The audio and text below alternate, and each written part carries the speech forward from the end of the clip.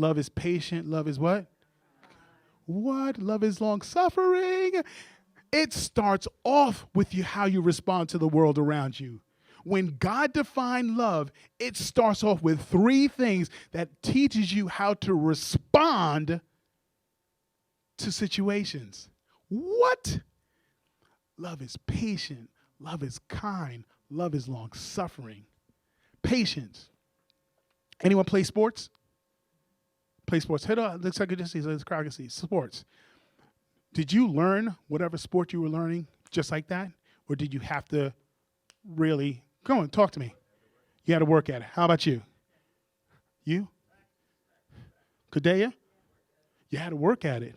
I grew up a baseball player. I was really, really good at baseball. So much so that my batting average was 574. If you don't understand baseball, the average Major League Baseball players average, a really good average batting average for a Major League player is 350. 300, a batting average of 350 is a really, really, really amazing batting average. Growing up traveling baseball, my batting average was 574. I practiced. And even with practicing, when it comes to hitting, the coach will tell me to lift my elbow, keep your eye on the ball. He would immediately tell me, keep your elbow up on the ball. The pitch comes, I drop my elbow, turn my head when I swing. He's like, I just told you, hold your elbow, head up straight, swing the bat through, keep your eye on the ball. What about the people you're dating?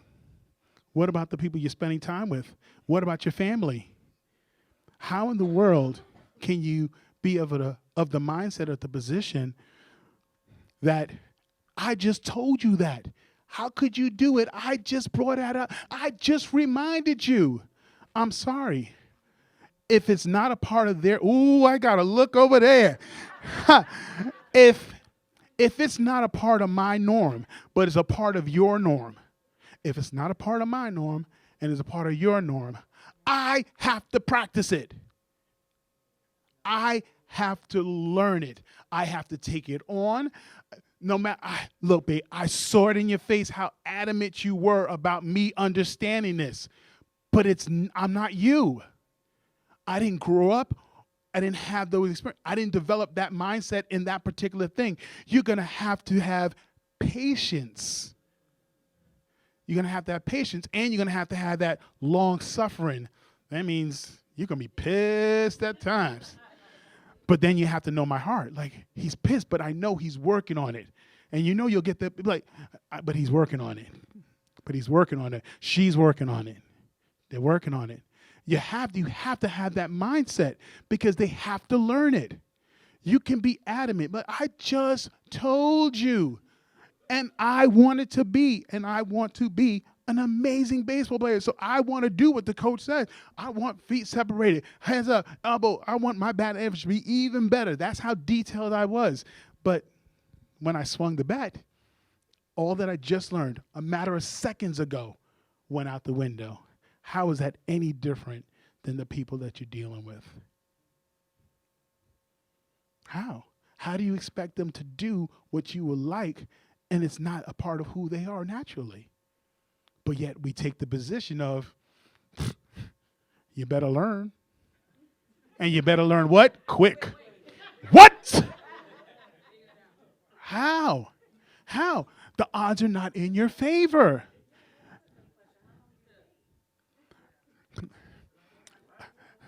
We'll do the question and answer, so hold on to that one. But the answer is a lifetime. No. Remind you. Oh.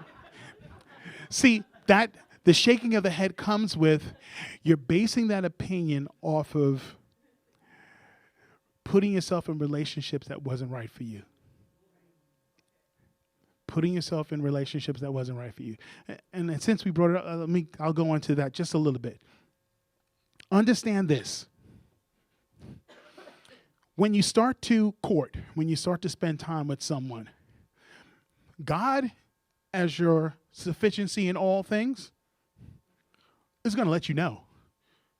Even if you go to church every now and then, if in your heart you believe that you're going to trust that He is your God and Jesus Christ is your Lord and Savior, if that is your goal, he's going to know that bit and piece about you. So within 3 weeks to 3 months, and somehow that's how he works it out, either 3 weeks or 3 months, there's going to be red flags. There are going to be things that are going on where you know your core, not your wants, your core needs can't be met by that individual. But yet you do what? And you go forward. You will take your heart and tie it to the person that you already had the signals that wasn't right for you. So you will shake your head no, because you tied yourself to somebody that wasn't right for you. You tied yourself to someone that wasn't right for you, because anyone that broke up with somebody, anyone here that broke up with somebody, and tell me if I'm wrong. Tell me if I'm wrong. At the end, 3 years, 5 years, 10 years, 20 years married. The thing that broke you guys up existed in the beginning. Existed in the beginning. But you might have thought it was cute. Oh, he all sexy like that. You know, always got time to be with me. Brother ain't got no job. But you always making time for me. No job. Come on. I'll hit you with one further. If God told you, listen up, guys, listen up. If God told you he or she wasn't right for you, 3 weeks, 3 months, and you moved forward, do you have a right to be mad at the person? Be honest. But aren't you?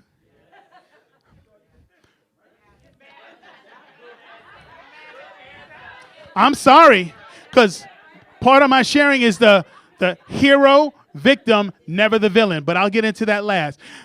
This is the truth. When you talk with your friends, you're going to be of the mindset like, oh, let me tell you what I did. All the things that I did right, you're going to spell that out. You're going to detail out so your friend is on your side. Like, you know what I did to make sure you know what I did to make sure she, detail that out. Detail out. And then you also take it from the approach of what? Oh, and they did this. Can you believe they did that? After all I did, they did that too? And your friends are, oh, what? Because when we share a story, we share it from the perspective of either we're a hero, either we're the victim, but we're never the villain. We do not tell our dirt. Now, mind you, your friend knows you. Say if you're real close with some of your friends, I know you. So even you deleting out of that, your friend is still thinking like, what? But I know. Like, so you ain't do nothing wrong? You ain't do nothing? But no. And say you're brave enough. Say you're brave enough to talk about your dirt, the villain side of you. Guess what you're going to do? Quickly mention it and get back to what? All the things you did, all the things they did to you. It's how we work. It's so not fair. So you're in a relationship. You got the information, red flags that person's not right for you. You moved forward anyway. You tied your heart to them anyway. They act like themselves. And you mad. Not only mad, you're hurt. You're not only mad and hurt. I'm a dude. You cry. You're offended. Like, I poured everything. Poured everything into my relationships for that crap to work. Everything to make a situation work. But I had the signs. 3 weeks, 4 months into the situation, and I kept moving forward. How the heck can I be mad at her? How? You've been told. There's no guarantee that they were told. Oh, how selfish are you? You were told, and you didn't tell the other person that they're not right for you? Oh, so, but you're not selfish. Oh, I'm never selfish. What? How selfish that is? You've been told. And you do nothing? You keep moving forward, and you keep beating them up for being themselves. You beat them up.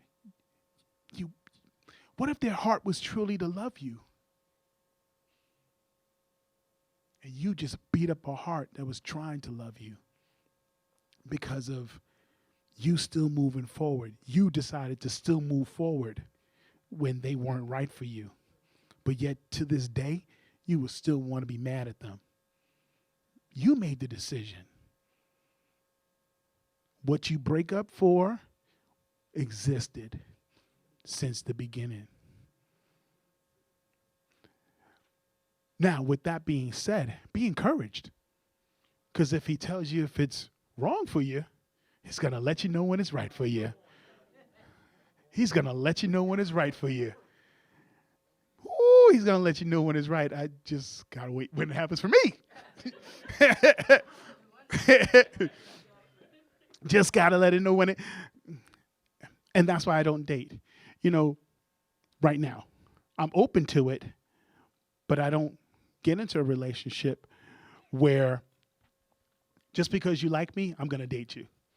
Because if I don't have a feel toward you, I don't think it's fair for me to spend that type of time with you, because you're gonna want more. And if I don't want more, I don't think it's fair. And I also take the mindset, if I casually date, how am I going to find the right person? No, don't sit around until I'm finished. How am I going to find the right person if I'm stealing time from you? That's what I'm saying. I'm starting to spend quality time with you, even though I know that I'm just going to stay friends with you. And some people are okay with that. They say they're okay, but they're not okay. Because I can tell you plenty of relationships. Well, can we go a step further? We still be friends, but can we go a little step further? Y'all know what I'm talking about. And as soon as you go a step further, the conversation goes from, hey, how you doing, to where you at? Hey, how was your day? To, what you do today? Ooh, even the way you hear it. Even if they didn't mean it that way, because you went that way, you're going to receive it that way. Oh, why it's got to be, but I thought we were just friends. No. So here's, once again, the shocker for people. 3.5 years celibate. No sex. Now, you could look back at social media, see all my trips to Thailand, Cuba twice, Carnival. Oh, the Carnival, women everywhere. I'm half naked myself. No sex. Years. No sex. I'm having fun. I'm just enjoying life, staying present. If you could stay present, that's a gift. Oh my, if you can practice staying present, staying in your now, not thinking about what you went through and where you're trying to go. But you have to think about where you're trying to go, because you got to set goals. In order for you to achieve anything, you have to set goals. You have to set goals, and you have to what? Ask. You're in the Bible. Come on. You have to ask. Ask God. I'm sorry, you're not going to get it unless you ask God. He says you have not because you what? Because you ask not. And another reason why you don't have, because you didn't write it down. God tells you to write it down. Write it down. Write it down. There's something about writing things down.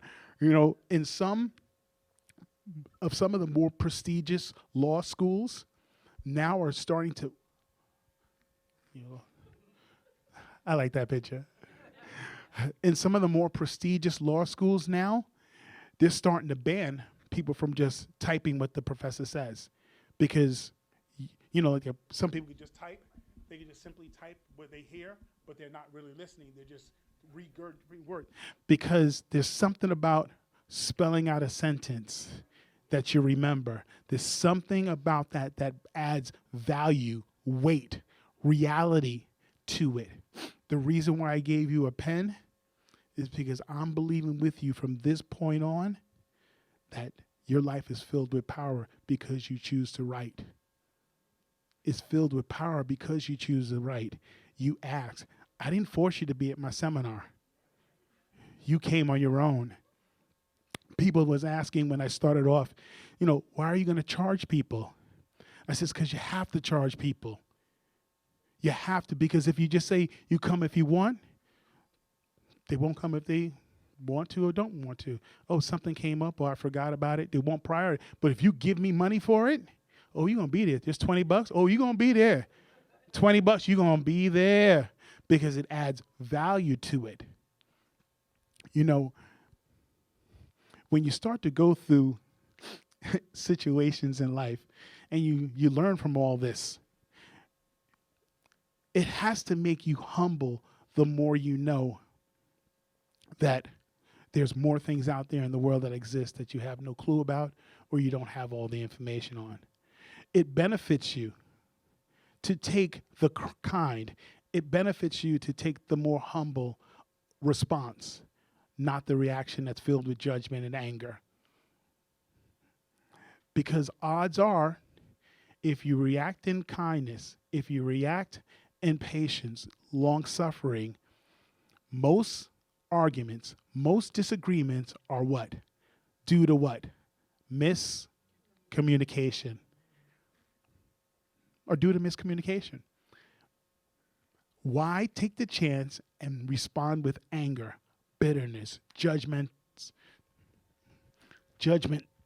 being judgmental when the odds are not in your favor?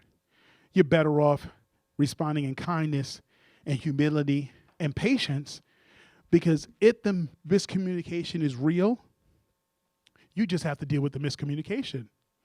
If you respond with anger and judgment, now you have to deal with a whole new situation. You have given the other person a reason now to be mad at you.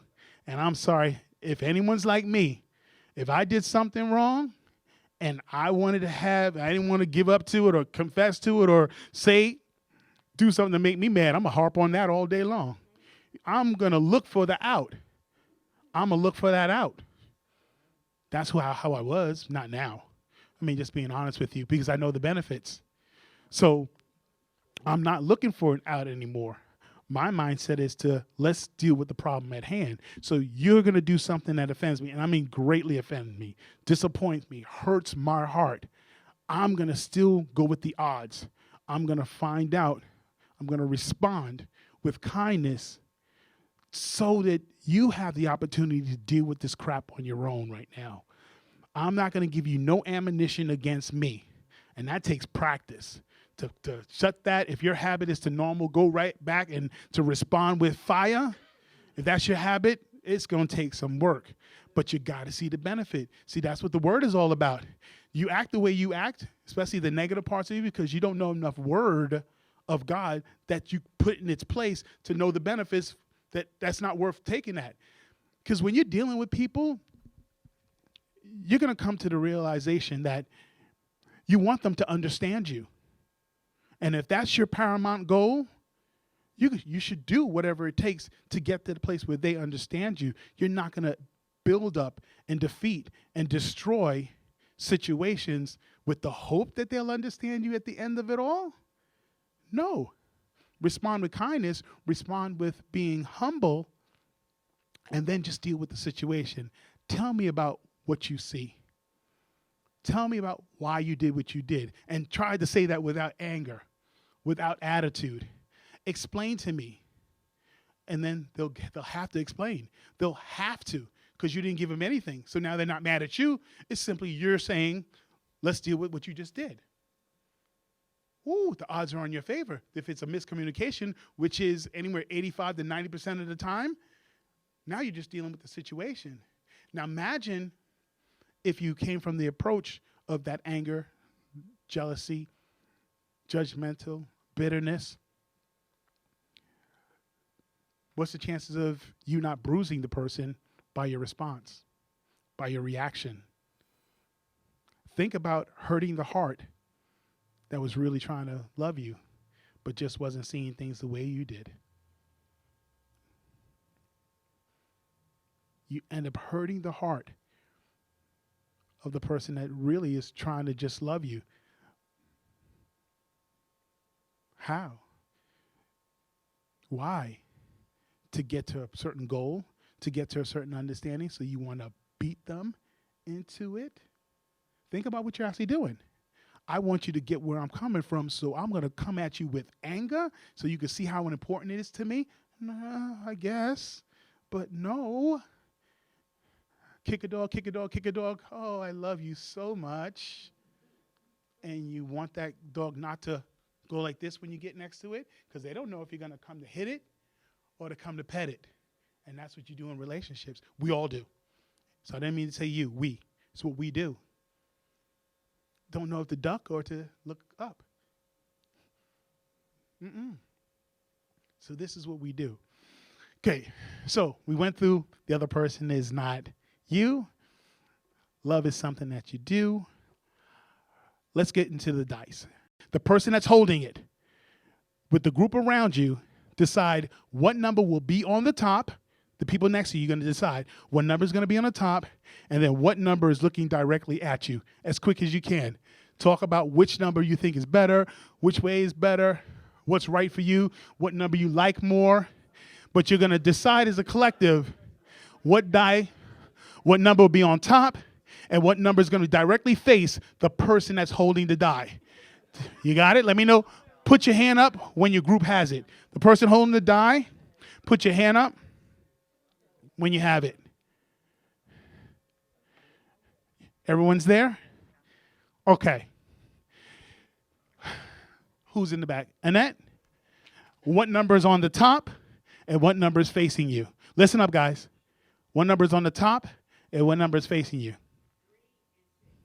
The number on top is 3. The number facing you is 6. Kamara? Number on top is 5. Number 1 facing you. Eustace?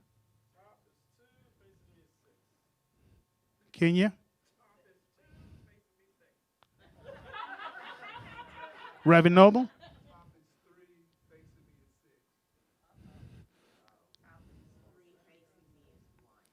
Top is 3, face 1. That die, in your community, that's how you're shaped. In your community, that's exactly the way you see the world. The people to your left and to the right, the people that are surrounding you, they're going to define how you see the world. And sometimes you'll have situations where the same number on the top, same number facing you, so you have a row of people, one row, that believe all the same thing. They believe all the same thing.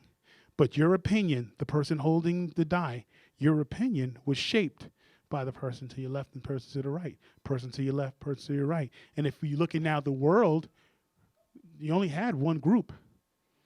Separate group, different group, denominations, belief systems. Think about it. The person that's holding the die is shaped by the people around you. So you'll only know the world by the 2 on the top and 6. And you become adamant about the 2 on the top and the 6 facing you. You will swear to God that's how life is. 2 on top, 6 facing you. Like come on, think about it. You will hold your belief systems like, I am not wrong. I am not wrong. But your world is only the 2 and 6. Then you travel. Then you go to school. Then you go to church.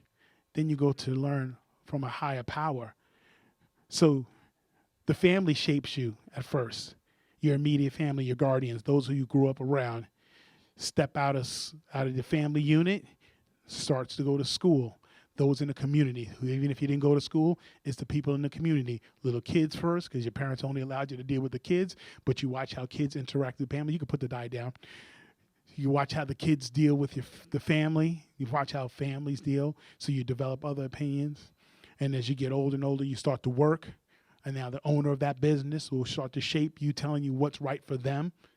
As you Or if you want to start your own business, now you're trying to shape others that do things different than you to do it your way. Then you get to the age where now you're old enough to go to a church where you're saying, okay, well, God is going to be my standard. God is going to be my standard. So now that's a whole nother set of rules.